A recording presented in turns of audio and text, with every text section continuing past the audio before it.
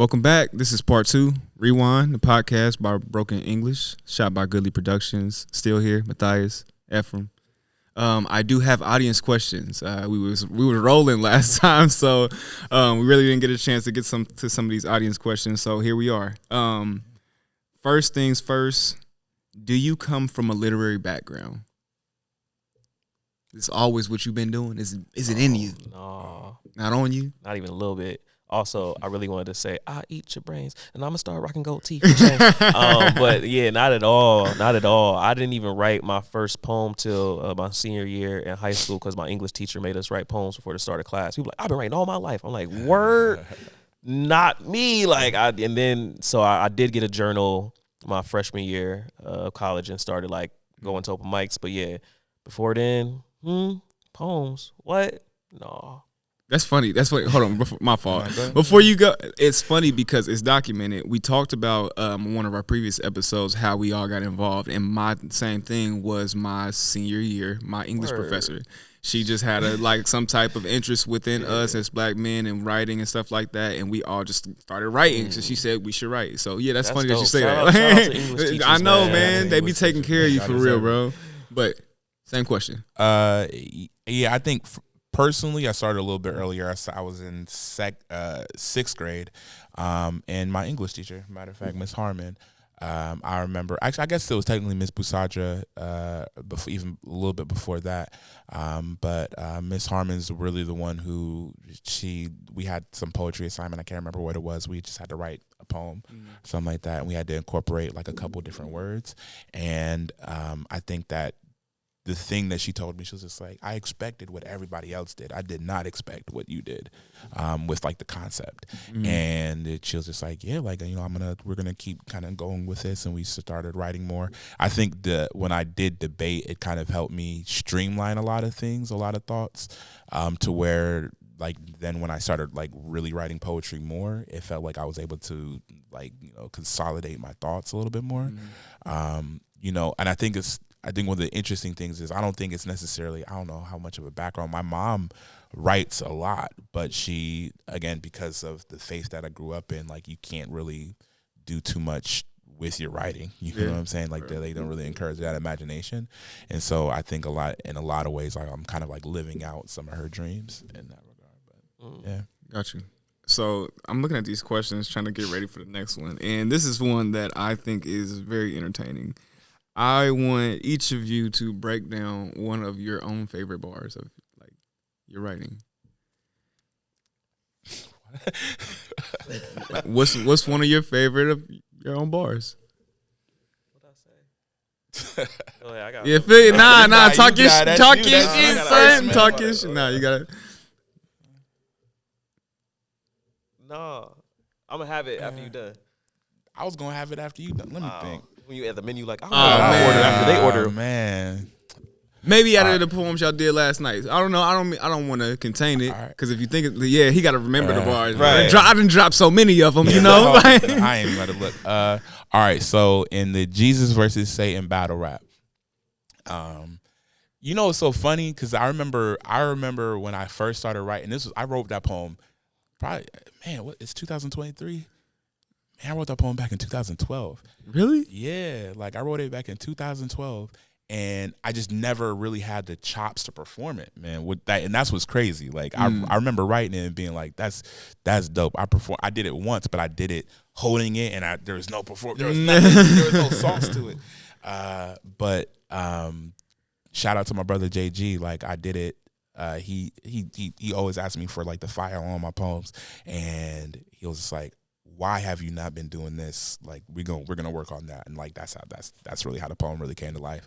But in the poem, one of the lines he pointed to, I say, I split AC, no blood or covenant. I'm Daniel fresh out the oven. If one of you Joes try to button, I Ananias your head.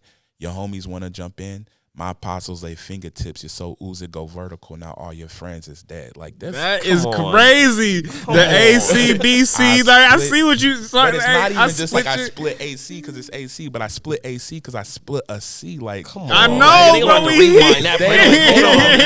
They got to rewind. Then when I say this is a part I ties, my nigga, no, this is the part I ties. These are the ties I part, my nigga. I don't believe in light bars. Like, hey, no, Ephraim, what you got, bro? Ephraim, what you got? Ephraim, what you got, bro? There's a part 2 coming, by the way, just to let y'all. Oh no, hey, round 2. I mean, it's usually 3. I can't. You know, somebody like literally every open mic that I do that poem at, somebody always come up to me and they always want to be like, "Well, I'm gonna do the devil's part." I'm like, I ain't. You don't want those problems. You do not want. You do not want those problems. Oh man, that's funny. I already have the victory. Also from a battle rap poem, battle rap from the prison industrial complex. Actually, no, I took the line, I put it in another joint. But anyway, so actually, but that poem's heat though. Like I remember when you did at the feature. It's different now too. Hopefully, okay. But actually, no, I took it out and put it in another one because I like. So, anyways, it say, they call black folk the nucleus of America, but treat us like they want us dead or in jail. The truth is in the science as well. They call us the nucleus because that's what's belong inside of a cell. Hey man, not the we, you know what I'm saying? Don't, nah, we need an audience snap. You know what I'm saying? Don't bring it back down to Bill Nye. You know hey, no, like, hey, no. That's dope, man. That's dope. I think I learned that in science. That's dope. I look up like nucleus. When I wrote it to him, like, that's right.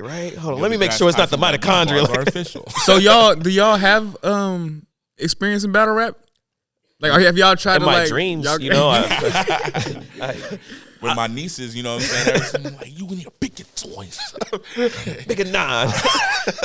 No, I mean, so I grew up watching a little bit. Then I stopped watching for a long time, and then I came back and I'm like, who are all these new people? What's going on? Yeah. I would love to do one battle in my life, just one, you know, and then that's it. You know, they so mean to each other. That's what so mean. But I feel like every poet has that talk shit poem. So maybe that's the art form of like, I'm getting my shit off in this poem right here. Yeah, like because they will really talk about you really badly. Yeah, no, like, you know, but I remember because there's poets and there's definitely some Black Chocolate was one of like, but there's definitely some poets I'm like they could be in that lane. But I'm like, there's a lot of poets that I know that I'm good friends with that they think that they can do that. I'm just like, and I'm not one of the people that think they can do that. I'm like, I wrote it about Satan the devil, and if he replies, this is gonna be in like disaster in my life, like it ain't gonna be on stage. So I was trying to tell him like, man, I be seeing the way these, because listen, there's a certain level of like, man, maybe I gotta fight you, and like they be talking crazy. Yeah, They be dapping up afterwards, like, all right, Yeah, man, like that level. Nah, you said that about my baby mom, bro. Yo, and I appreciate that they have that where it's like, so you know I'm about to talk wild about you, right? I'm about to dig up some insecurities and attack your vulnerabilities, and it's gonna be cool though, because there's an understanding. It's like, I'm gonna do the same thing, brother, and that's wild. Yeah, nah. Bring out the court I document. need to see what you about to say first. I'm like, can we okay everything that's in here first before we like some of that stuff violating. No, but with the performance aspect of it, do y'all have a different style that y'all write for performing intentionally versus like writing for your like, because you're both authors, so for a page and for reading, you have a different style or a different effort that you put into y'all's work?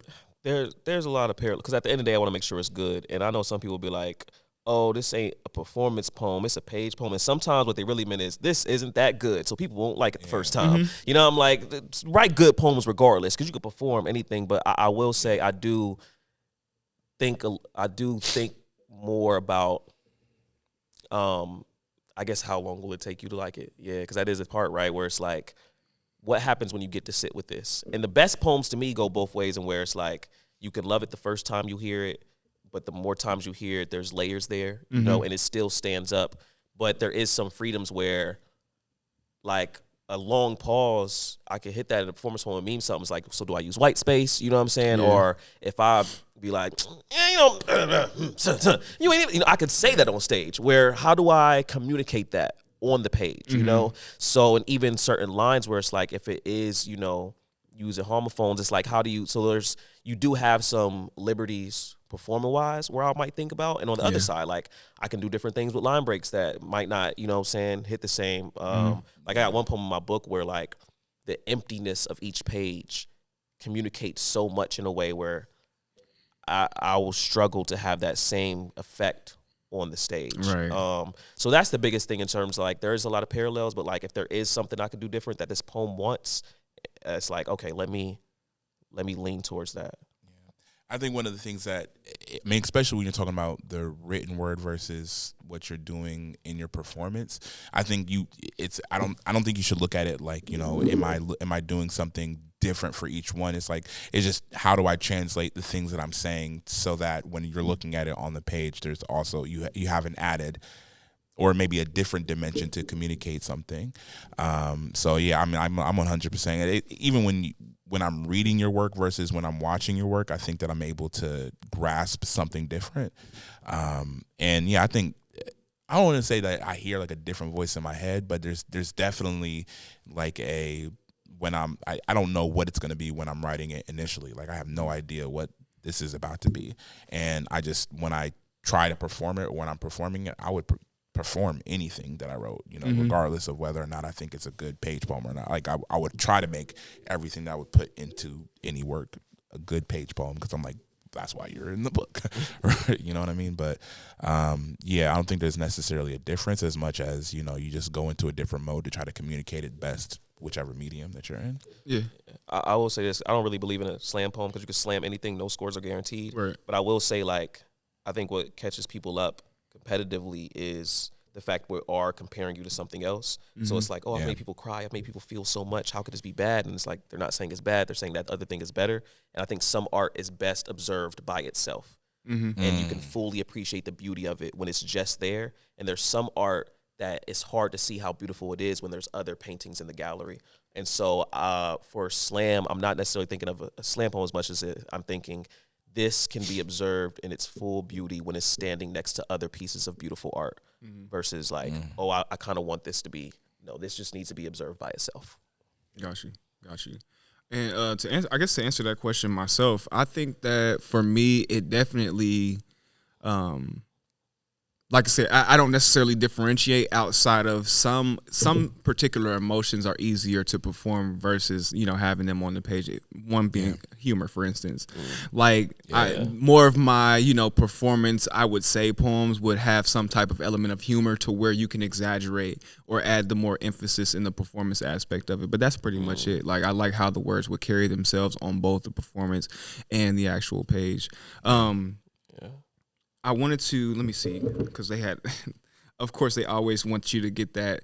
How is the intersection of the black male poet, artist, you know, experience for y'all?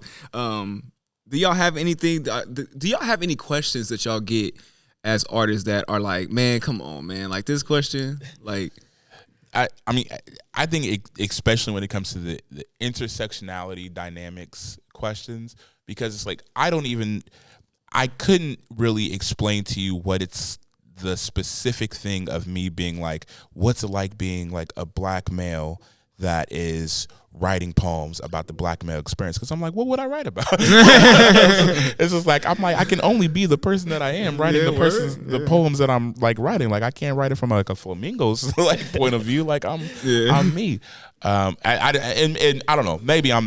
Maybe it's a problem with me just not being like super deep enough in order to like really access like the language for that or something like that. But I think a lot of times like you kind of get confronted with those things. Somebody asked me that at a show, and it was like after a show, and I think it was after like a funny poem. Like, I did a poem that I thought was like, and most other people laughed at, and they were like, some satire, you know, that's funny. And then I think I did like a poem in like the Morgan Freeman voice, and it was just like Morgan Freeman like getting like a parking. Like, I literally wrote it for the show just because I was like, man, I want something new. Let me took like 30 minutes before the show and like wrote just like little short like 30-second poem. It was for a slam, and it was like there was a 30. I'm like, I don't have any 30-second poems. 30 like seconds. Yeah, I want to see that round. Yeah, I probably would like that. Yeah, it was. I mean, it's fun. But just to say, like, but yeah, I wrote it, and like after I got off stage, it's like this woman, she comes up to me, she's just like, yeah, like, how do you kind of deal with that? I mean, I even think about, even their choice of voices, like, because he's such an impactful, this is like, I can just do the voice lady. I've seen a lot of his movies. Yeah. Nah, I'm a fan, you know what I'm saying? Like, and there's nothing Brother really Freeman. to it. So, yeah, I don't know. Some of the simpler questions are like, okay, those are more accessible for me, but I think sometimes when people will be digging deep and they be trying to figure out how you can even write that kind of poem, I'm like, I don't know. Like, I'm the person that would write it. I mean, yeah. I asked this for other mediums, so I should be more compassionate. But like, people like, what do you write about? I'm like, man, I just be writing, yo. Like, I'll rather just send you my poems. You tell me what I write about. Like, but I'll definitely do that. If someone's like, oh, I'm I'm like, what's your medium? What do you paint about? I'm like, so I get it, but when I'm asking, I'm like, I don't know, man. Like, actually, yeah, I do need someone to figure it out so I can get my branding together. That's what does this, and this. You know what? I think it might be hard because I think the thing, especially when it comes to other mediums of art, is that like there's like this tangible object that it's like it's not a product of what you do all the time. Like poems is like I'm always talking and thinking, and like that's the things that I have to put together for a poem to be created. Yeah. So it's like it's real. Like if somebody came to me like, "What do you talk about?" I'm like, "What? I talk about things." You know what I'm saying? You know what I'm saying? Yeah, that's what they're asking. Yeah. That's it. I'm gonna start saying that. What do you write about? What do you talk about? You answered and I'll answer. You answered and I'll answer. I'm weak. Y'all funny, man. Y'all are hilarious. So going back a little bit to the author. Okay, TJ, turn it. Going back to the author, because both of y'all do have maybe more than one book. Those was mixtapes. I only have one book. You only have one book, mixtapes. How many? I have a couple chapbooks. Yeah. Okay. Are y'all reading anybody that inspires y'all to write or continue y'all element? Hanif Abdul-Rakib, especially. Hanif can, because sometimes you feel like this isn't important enough to talk about. And Hanif exposes the story that exists in everything. And so it's mad inspirational where I'm like, yeah, yo, I can, okay, bet. Patricia Smith, some people I feel like use form as an excuse for their poems not to be good. And it's like, no, give it extra consideration because I did it in a form. And it's like, no, that poem should hit regardless. And Patricia Smith hit regardless. You know what I'm saying? You don't even know sometimes. You going back like, did you know that? No, I didn't know that was a villain there. What? Shoot. It's no reason. There's so many people. I'm gonna do something, then I'll throw some more back in. Man, I mean, honestly, I was about to say Hanif initially, and then you said Hanif, so now I gotta think about somebody else. You know something interesting, and this isn't to like just to big up my household, or this ain't just because like she's in the room, but like my wife actually, I think one of the things when it comes to like poetic ethics and poetics, and like really taking not only accountability but also like looking at the mirror and like looking at like the effects of your poems.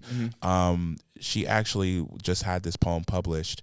And it was a poem about her relationship with her mom and like how she like wrote poems like about like how she kind of came up and rose up in the poetry community, and a lot of her poems was like about her mom and about her relationship with her mom and things that she went through growing up.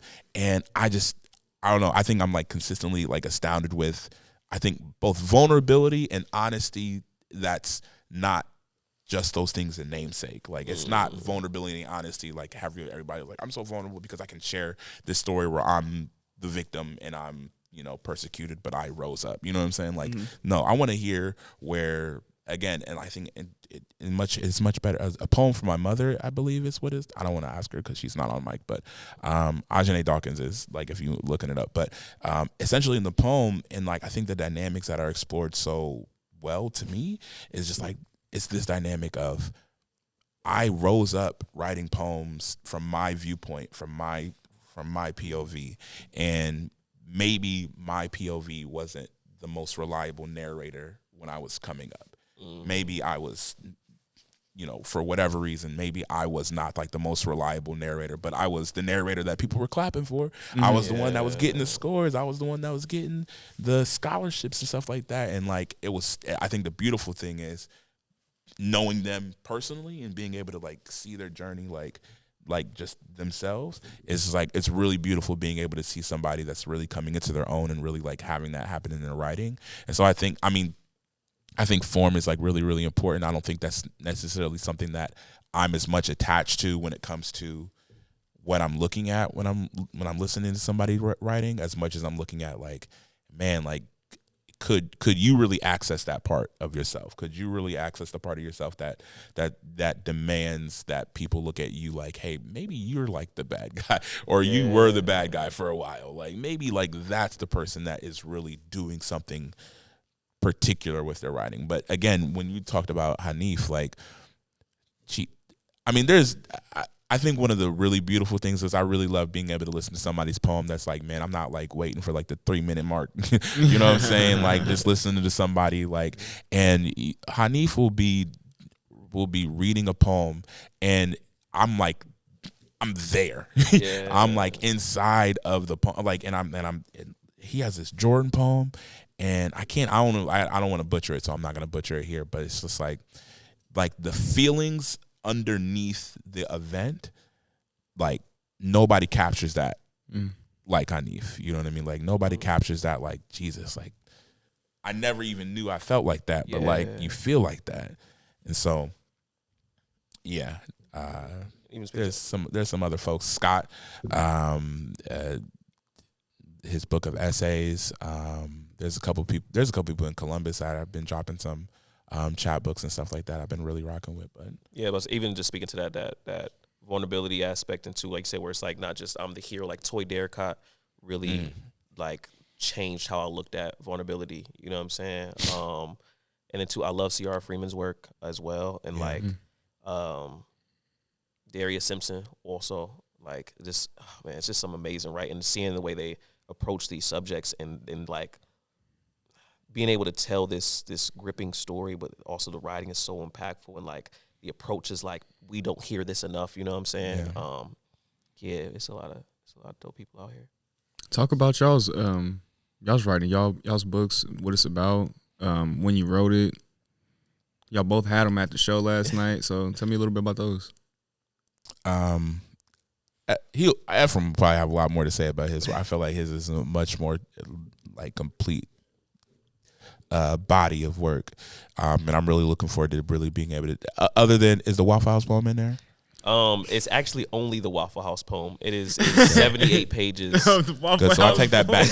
That book is terrible. Don't purchase it. It's called Waffle House. One restaurant at a time. That's good. Well, I mean, when people publish lies, it's like I don't know if Waffle House can sue, but if you're listening to this, Waffle House, just putting it out there. But but yeah, no. The book that we had yesterday, it was actually I think this is like the first chat book that me and my wife, we actually put it together a couple months ago. And again, we met in Decatur, Georgia. That's what the title is called. We met in Decatur, and really it's a lot of poems that we actually had at the time, and so like not only just at the time, but like some that we've written like just so far. And there's some other stuff that we're working on in the future of like with some like newer work and things like that. But that's kind of what's represented in that book. I have another joint chat book with my good friend Jeff, and Jeff Anderson, incredible, another writer that I really, I've been reading, since I knew him, but just a really great writer. But the Church of the Black Commons, and I actually, funny enough, so I have my very first chapbook that I wrote, and the reason why I put it together was because I had my first feature, and JG was just like, you bring merch to your features, like you do that. And I actually wrote this chapbook like over the course of a week, and again, I have to bring it at some point. It's a chapbook that is about a vending machine at my old job.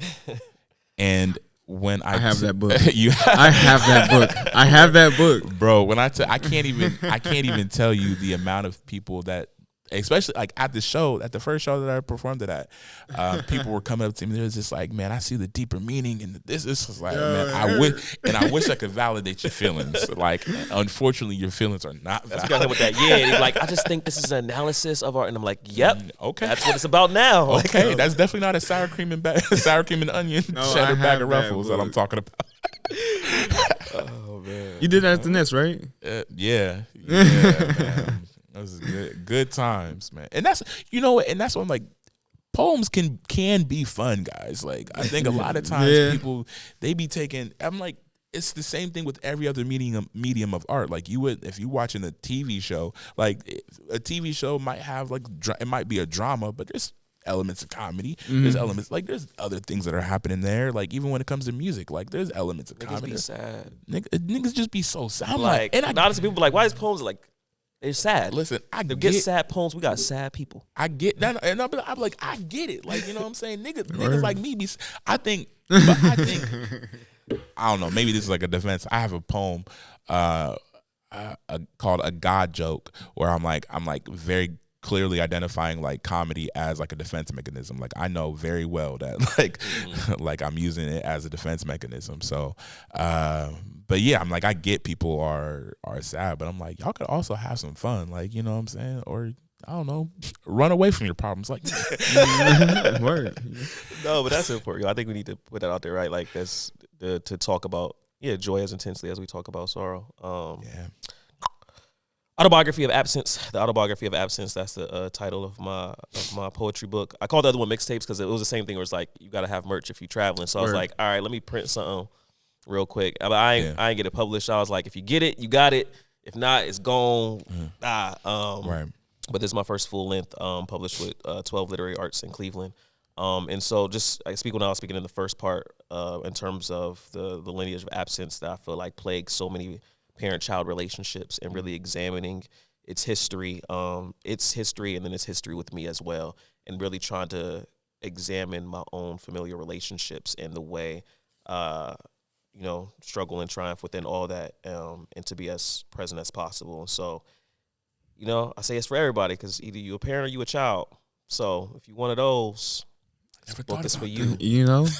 Mind blown though. I'm one of those. You got the he did any the science. In the house? No, I was at a feature once. I was like, any parents in the house? I got people. I was like, any children in the house? So they was like, I'm not a child.